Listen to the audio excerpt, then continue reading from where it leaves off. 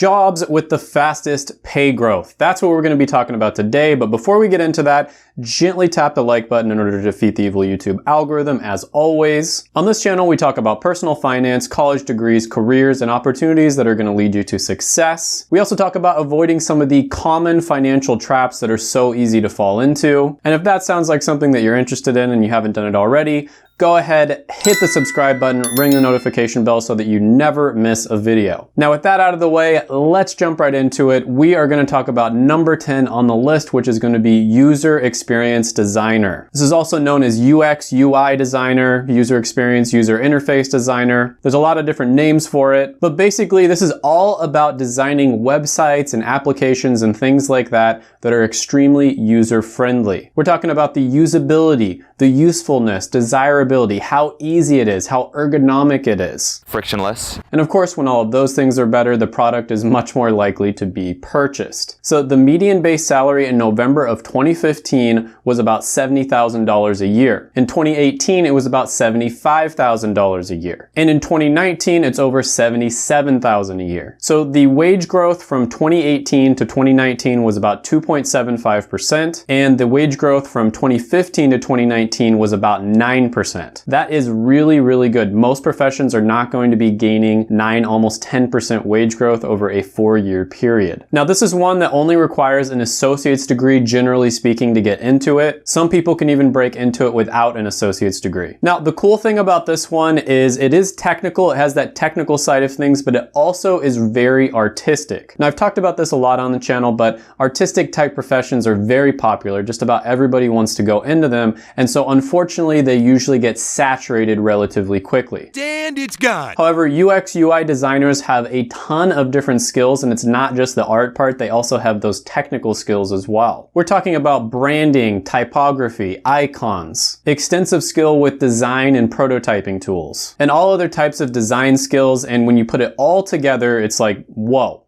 That's impressive. That's a lot. You're also going to have a very good mix of kind of introverted creative type work where you're just basically by yourself and you're designing. And then if you're an extrovert, you're also going to have that side of communicating with other departments within the company. So you're probably going to be talking with marketing a lot, for instance. So for those in my audience who are artistic, but they also just want to have a normal job, they don't want to be kind of like an entrepreneur, which a lot of artists have to be, this is a really good option. Number 9 on the list is going to be a buyer. So the shopaholics in my audience are going to love this one because you're basically going to be shopping, except you're spending other people's money. And so you're going to be representing businesses and making sure that they have enough of whatever materials they have to have. So for instance, let's say you're working for a construction company, you got to make sure that they have enough cement, they've got enough metal, they've got enough iron, enough steel. And then of course, you're also going to be negotiating prices because the prices for those are going to fluctuate a lot throughout the year. So the median base salary in November of 2015 was about $54,000. In November of 2018, it's about $58,000, and November 2019, $59,000. Almost $60,000. And then the 4-year wage growth from 2015 to 2019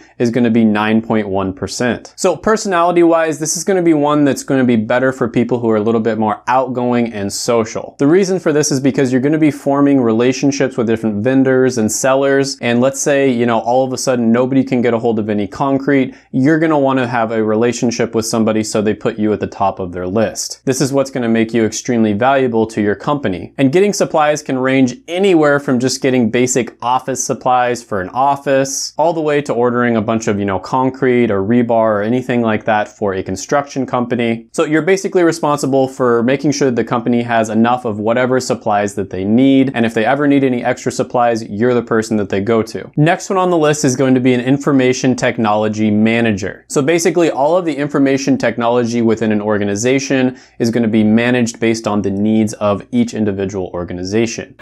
Hello, IT?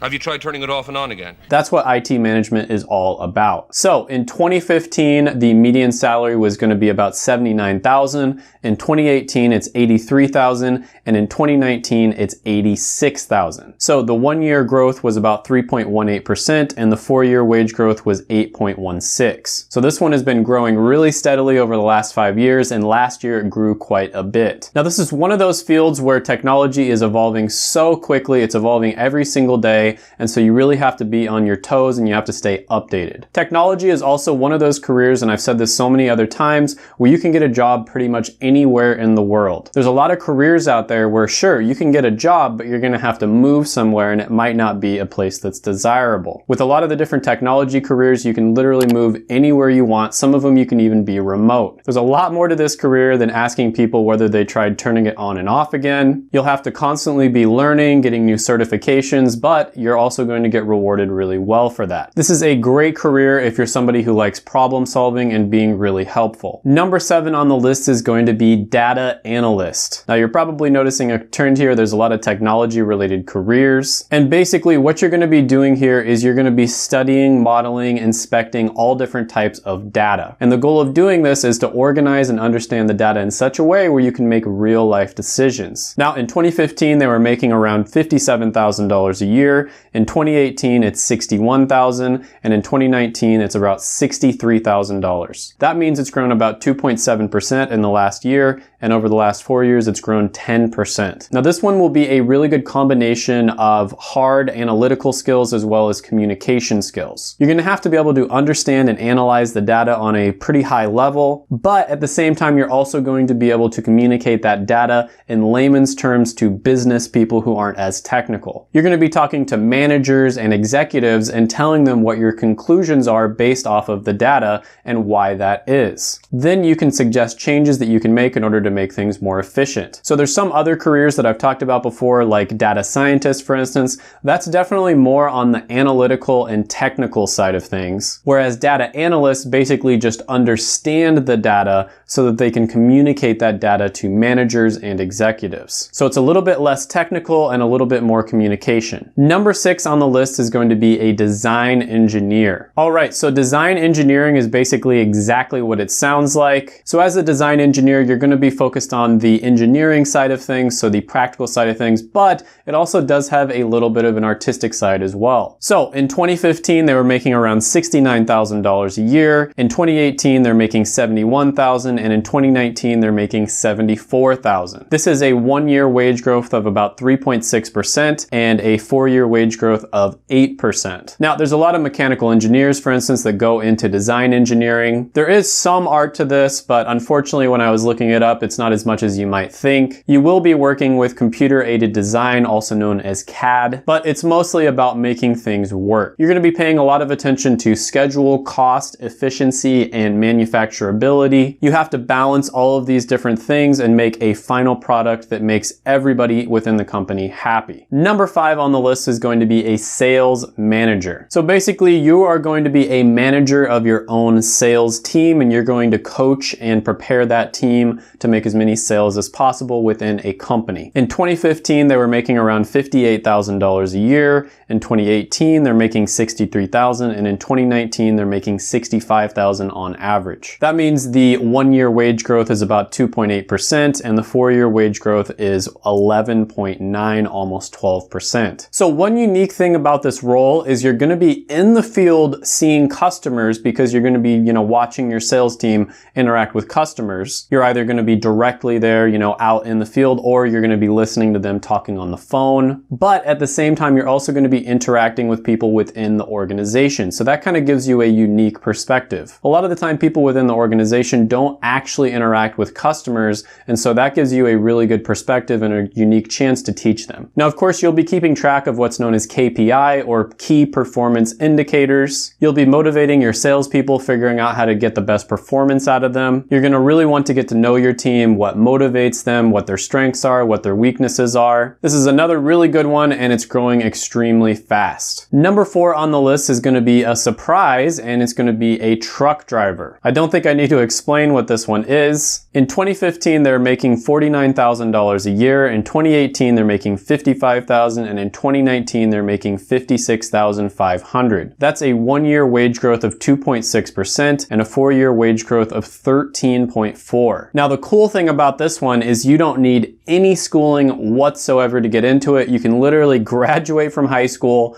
and within a month, you can be a professional truck driver. Now, the money is going to vary quite a bit here. It really depends on what specialty that you go into. There's plenty of truck drivers out there that are making 6 figures a year. You can make even more than that if you own your own truck, if you get a little bit entrepreneurial. And one really cool thing about this one is you can save up a ton of money, especially if you're young and you don't have a family that depends on you. And the reason for this is because you don't need to own a car or a house, and those are usually the two biggest expenses. You can pretty much just live out of the truck, and that way you get to save a ton of money on rent as well as car payments. So because of this, a lot of people are able to just bank money as a young person working as a truck driver. Now, of course, this gets a little bit harder as you grow older. You probably want to start a family. You're going to have to rent a house and have a car in that case. But this is also a great career if you want to travel and see the country. Now, of course, there's going to be a lot of downsides to this, especially if you're a long haul driver where you're going to be away from your family for weeks or even months at a time. But this is a really good one to look into. Number 3 on the list is going to be a property manager. So basically, in layman's terms, let's say there's a landlord who owns like 20 or 30 houses and they've been managing it all by themselves. Eventually, they get tired of managing all of those houses and getting those 3 o'clock calls in the middle of the night to fix their toilet. And so they look into hiring someone to do most of the work themselves. This is where the property manager comes in. There's somebody that you can hire to manage all of your properties. So in 2015, they were making on average $48,000 a year. In 2018, it was $52,000. And in 2019, it's $54,000. This is a 1-year wage growth of 3.51%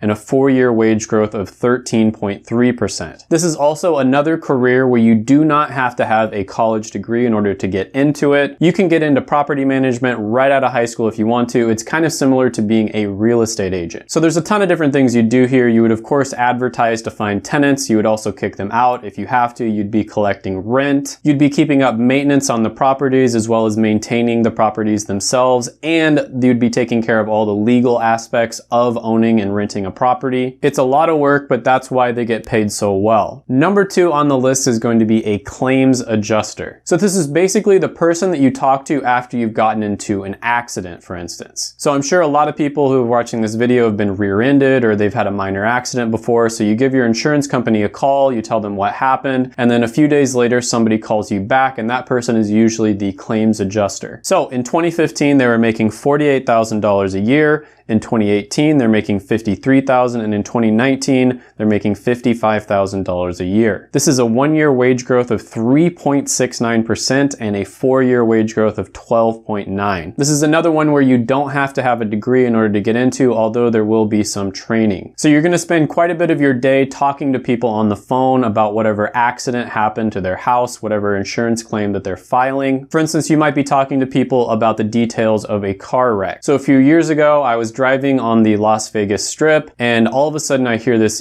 huge crash right behind me, this huge bang sound. And then about half a second later, as I'm looking back, my car gets hit. So what basically happened here was the person who was parked right behind me at a stoplight got hit so hard that it actually hit that car into my car. So the person who hit them was going way too fast. Now, of course, the person who hit them tried to claim that the car that was in the middle hit me first, stopped all of a sudden, and then they subsequently hit them. So the claims adjuster called me just to clarify details, and I told them what really happened. And so the person who was in the very back was 100% responsible for the entire accident, and the person in the middle and I had zero responsibility. As a car insurance claims adjuster, for instance, you'd be talking to different mechanics and all kinds of different people who might be working on the car that got into the accident. And in rare cases, you might even go and look at the car in person. Number 1 on the list is going to be a financial advisor. Now, this is a really good one. It's one I've talked about before on this channel. So you're basically going to be talking to everyday people and giving them advice on their personal finance needs. So in a roundabout way, I'm kind of a financial advisor, although I'm not talking one-on-one with people.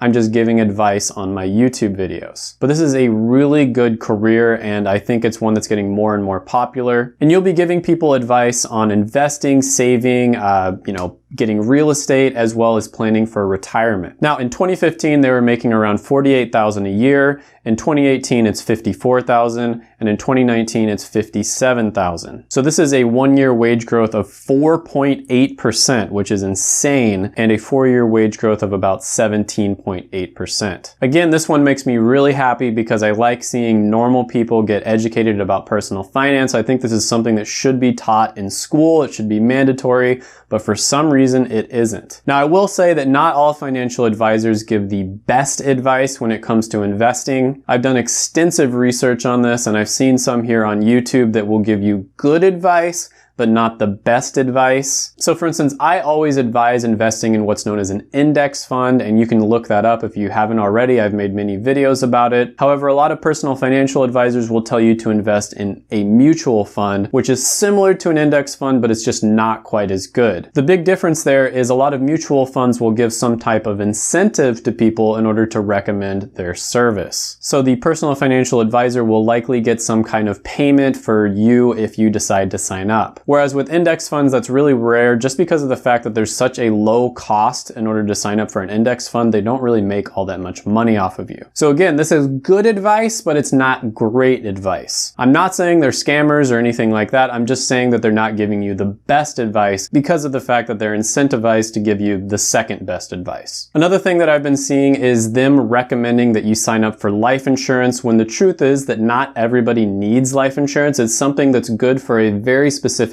type of person. It can be a great investment, but for the most part, there's quite a few people out there that absolutely do not need whole life insurance. They might be better with term insurance, for instance, but whole life insurance, you don't need it most of the time. But again, they're incentivized to get people to sign up for it, so a lot of people end up promoting that. If you haven't done it already, go ahead and smash the like button, hit the subscribe button, ring the notification bell, comment down below any thoughts, comments, criticisms, etc. that you have on the video. And before you go, make sure to check out my other videos right here. I made them just for you.